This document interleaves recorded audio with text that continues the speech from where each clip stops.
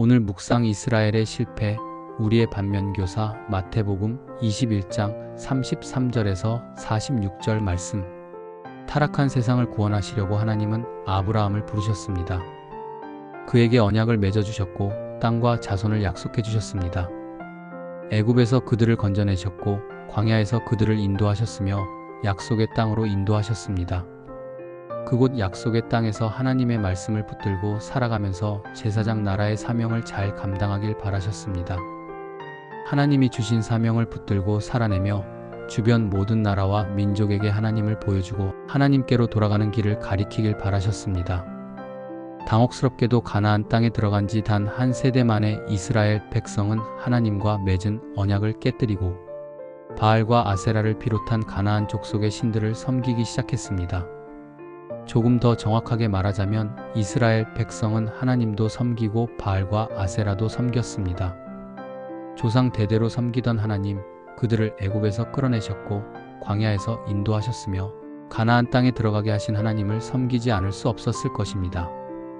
문제는 그들이 가나안 땅에 정착해서 농사 지으며 살아가게 되었다는 데 있습니다. 그 동네 사람들이 농경사회에서 다산과 풍요의 신으로 섬겼던 바알과 아세라를 섬기지 않으려니 어딘지 찜찜하고 불안했기 때문일 것입니다.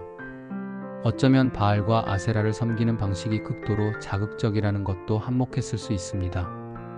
하나님께서 매를 드실 때도 있었고 그들을 안쓰럽게 여기실 때도 있으셨습니다.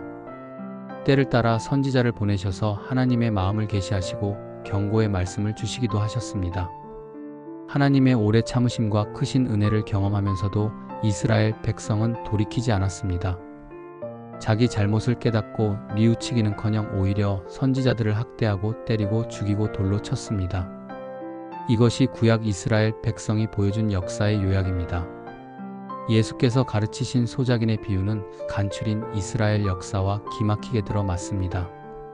포도원을 만든 주인이 멀리 여행을 떠나면서 소작농들에게 포도원을 맡겼습니다. 수확할 때가 가까워졌을 때 소출의 얼마를 받으려고 자기 종들을 농부에게 보냈지만 종들을 학대하고 죽이고 돌로 쳤습니다. 주인은 그때도 참았습니다. 아들을 보내면 존중할 것으로 생각했습니다. 농부들은 전혀 다른 길을 선택했습니다. 그들의 탐욕은 멈출 기미가 없었습니다. 아들은 상속자이니 아들을 죽이면 포도원이 자기들 차지가 될 것이라고 수군거렸고 계획대로 아들을 붙잡아 포도원 밖으로 끌어내 죽이고 말았습니다.